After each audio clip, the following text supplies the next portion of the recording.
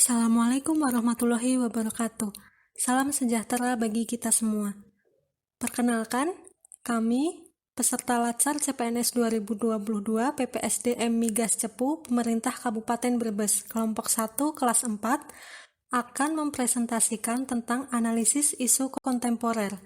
Isu yang kami pilih adalah isu korupsi. Anggota kelompok 1 kelas 4 adalah sebagai berikut: Dina Verlina, Adinda Sinta Devi, Muzayin Alfaini, Habib Nurdani, dan Nur Laila. Isu kontemporer korupsi. Pengertian korupsi dari sudut pandang hukum yang dijelaskan dalam Undang-Undang Nomor 31 Tahun 1999 Jungto Undang-Undang Nomor 20 Tahun 2001 merupakan perbuatan melawan hukum, penyalahgunaan kewenangan, kesempatan, atau sarana untuk memperkaya diri sendiri, orang lain, atau korporasi dan merugikan keuangan negara atau perekonomian negara. Isu kontemporer selanjutnya adalah narkoba. Narkoba merupakan akronim narkotika, psikotropika, dan bahan aktif lainnya, sedangkan nafsa analah akronim dari narkotika, psikotropika, dan zat adiktif lainnya. Narkotika mengandung pengertian sebagai zat atau obat yang berasal dari tanaman atau bukan tanaman, baik sintesis maupun semisintesis, yang dapat menyebabkan penurunan atau perubahan kesadaran, hilangnya rasa, mengurangi sampai menghilangkan rasa nyeri, dan dapat menimbulkan ketergantungan yang dibedakan ke dalam golongan-golongan. Psikotropika adalah zat atau obat, baik alamiah maupun sintesis, bukan narkotika, yang berkhasiat psikoaktif melalui pengaruh selektif pada susunan saraf pusat yang menyebabkan perubahan khas pada aktivitas mental dan perilaku. Zat aktif lainnya adalah zat yang berpengaruh psikoaktif di luar narkotika dan psikotropika, meliputi minuman beralkohol, inhalasia, atau gas yang dihirup, dan tembakau. Peningkatan angka coba pakai dipicu dari banyak faktor, namun faktor utamanya adalah rendahnya lingkungan mengantisipasi bahaya dini narkoba. Melalui peningkatan peran serta lingkungan melakukan upaya pemberdayaan secara berdaya, masih tingginya angka kekambuhan dan maraknya kawasan rawan narkoba. Analisis isu kontemporer terorisme. Apa itu terorisme? Terorisme berasal dari kata Latin terror, yang berarti takut atau ngeri. Istilah ini karenanya menunjuk pada tindakan kekerasan terhadap penguasa atau warga negara biasa. Korban tindakan terorisme seringkali adalah warga sipil yang tidak bersalah. Dasar hukum yang mengatur tentang terorisme yaitu Undang-Undang Nomor 5 Tahun 2018 tentang Tindak Pidana Terorisme, UU KUHP Bab 7 Pasal 191 tentang kejahatan, Pasal 406 dan 407 KUHP tentang pengerusakan. Dampak terorisme yaitu kerusakan fisik dan bangunan, lingkungan, serta adanya korban jiwa, serta pudarnya rasa nasionalisme bangsa negara, kerusakan mental yang ditimbulkan dari rasa panik atau tidak nyaman. Money laundering atau pencucian uang adalah suatu perbuatan kejahatan yang melibatkan upaya untuk menyembunyikan atau menyamarkan asal-usul uang atau harta kekayaan dari hasil tindak pidana kejahatan, sehingga harta kekayaan tersebut seolah-olah berasal dari aktivitas yang sah. Dampak negatif pencucian uang diantaranya merongrong sektor swasta yang sah, merongrong integritas pasar keuangan, hilangnya kendali pemerintah terhadap kebijakan ekonomi, timbulnya distorsi dan ketidakstabilan ekonomi, dan hilangnya pendapatan negara dari sumber pembayaran pajak. Proxy war adalah mematikan kesadaran suatu bangsa dengan cara menghilangkan identitas atau ideologi atau keyakinan suatu bangsa yang pada gilirannya akan menghilangkan identitas diri.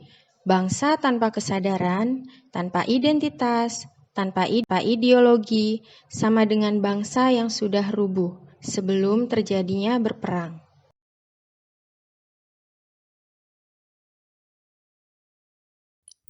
Penyebab terjadinya korupsi. Yang pertama yaitu dari individu, ada sikap tamak, moral yang lemah menghadapi godaan, dan gaya hidup konsumtif.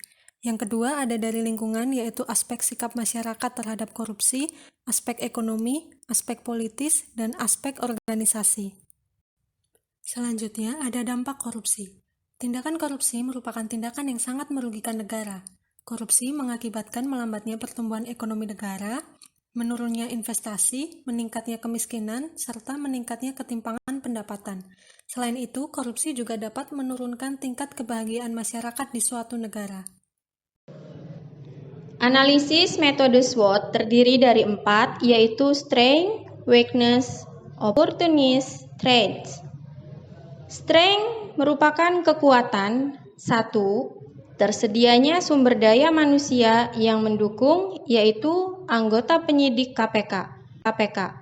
Yang kedua, pemerintah memegang kekuasaan penuh dalam perumusan kebijakan terkait hukum dan koruptor. Yang ketiga, adanya lembaga atau instansi yang mengatur tentang penggunaan dana.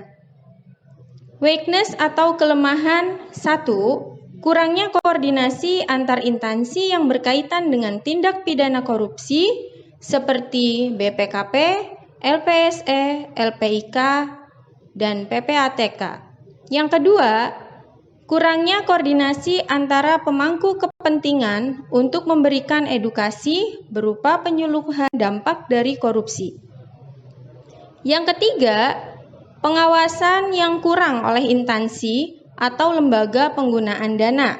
Yang keempat, belum adanya aplikasi yang memadai untuk menjamin akuntabilitas pegawai atau masyarakat dalam hal penggunaan dana. Yang kelima, rendahnya kesadaran akan pentingnya pendidikan moral dan pentingnya soft skill. Analisis metode SWOT. Opportunis peluang. 1. Kemajuan teknologi dan banyaknya SDM yang mampu membuat aplikasi berkualitas. 2. Pemerintah mampu menaikkan pendapatan pegawai dengan anggaran yang tersedia. 3. Mempermudah alur penggunaan dana yang baik harus melalui banyak pihak. 4.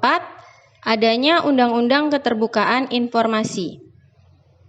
Threats atau ancaman. 1. Peluang kejahatan pidana korupsi memiliki banyak jaringan dan melibatkan banyak pihak. 2.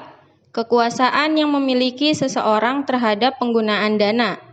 3. Banyaknya kebutuhan yang tidak diimbangi dengan pendapatan.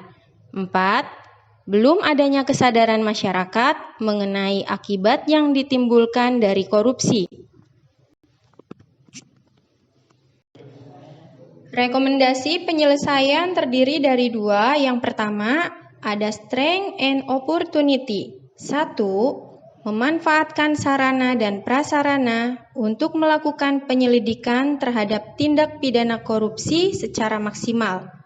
2. Menggunakan teknologi digital untuk mempermudah aktivitas yang terlihat mencurigakan sehingga dapat meminimalisir korupsi. Yang kedua, ada weakness and threats. 1. Meningkatkan relasi terhadap instansi terkait untuk mempermudah dan mempercepat penyelidikan. Yang kedua, mengirim penyelidik untuk mempelajari perihal tindak pidana korupsi untuk meningkatkan penyelidikan. Sekian presentasi dari kelompok kami. Mohon maaf bila terdapat kesalahan. Terima kasih. Wassalamualaikum warahmatullahi wabarakatuh.